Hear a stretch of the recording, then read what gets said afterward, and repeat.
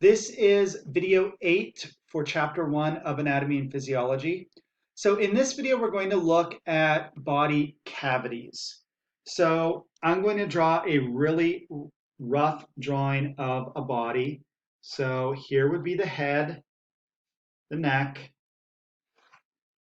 arms coming out,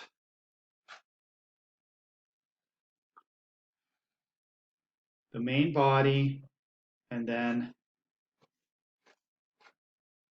the legs. So we have a rough drawing of a body here.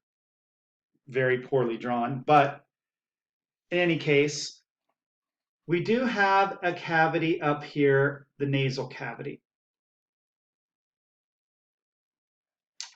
We can include the mouth also in that. Sometimes it's called the oral pharyngeal cavity, but we'll just say nasal cavity for this video. Then we're going to take a cavity right here.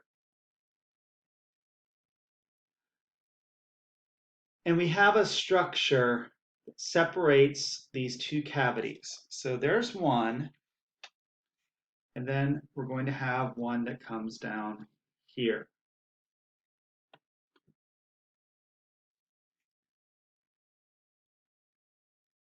We're going to have a separation in this top one.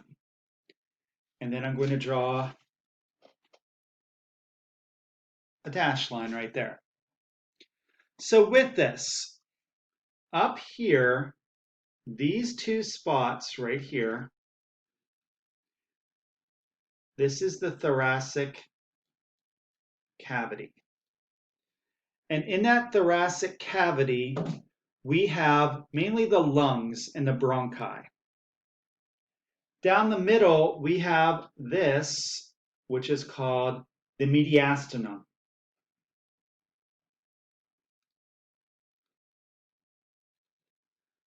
And it's going to contain the heart in what is called the pericardial sac. So the mediastinum. Here we have the abdominal cavity. And there's no real separation between the abdominal and the pelvic cavity, but we do tend to talk about them as two separate cavities. So surrounding all of these cavities are membranes, and they're called serous membranes. And we're going to label those up here in a little bit, but we'll talk about them down here. So these line body cavities. And they usually are double layer.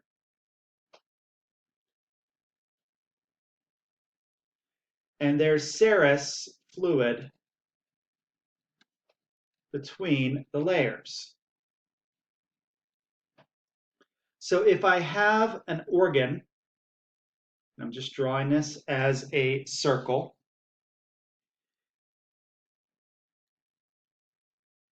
and I have a double layer structure around here, I can have serous fluid between the organ, but I can also have this being part or attached to the organ. So they're both methods, but this right here is our serous membrane.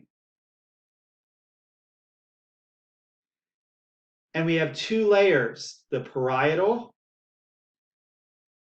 and the visceral. The parietal is the outer region. The visceral is inner, and it may have contact with the organ. So we end up with different cavities. The different cavities have different serous membranes, and they have names. So I'm going to go back up here to our little drawing.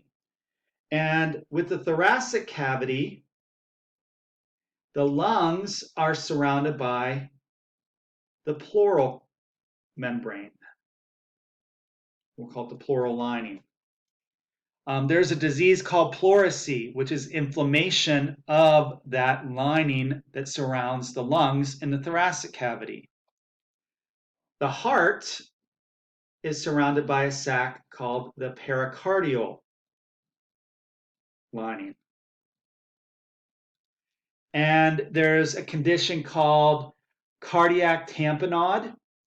And because this sac has an opening surrounding the organ, like we said down here, if the heart is injured and starts bleeding, it can fill up this sac and put pressure on the heart, and it can no longer bleed. If you watch any of the medical dramas on TV, this is where they take a big syringe with a large needle and they shove it into the chest and they draw it back, and blood is removed from there because that allows the heart to beat. So cardiac tamponade is a very emergent situation. Both the abdominal and pelvic cavities, they have the peritoneum or peritoneal lining. That can also get infected. So if you are doing an operation, you have to cut through this lining. It will heal itself, it will repair itself, but you have to cut through that, and it kind of holds everything in, but it's very thin. The last thing that we'll talk about in this diagram is the mesenteries. And the mesenteries are located in the abdominal cavity.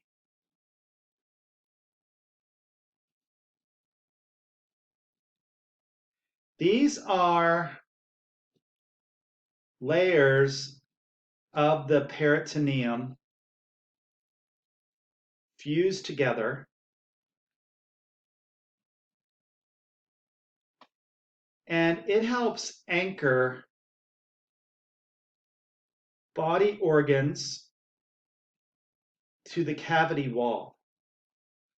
So this helps hold the intestines inside so they just don't float around. It also provides a pathway for blood vessels and nerves.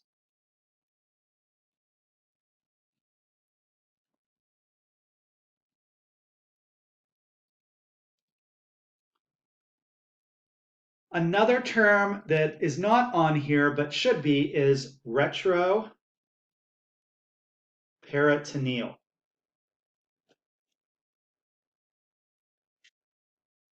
Should be an out. Retro means back behind. So this is behind the abdominal cavity. So there's a space back there, sometimes called the retroperitoneum, and this is where we have the kidneys. So it's behind the peritoneum of the abdominal cavity.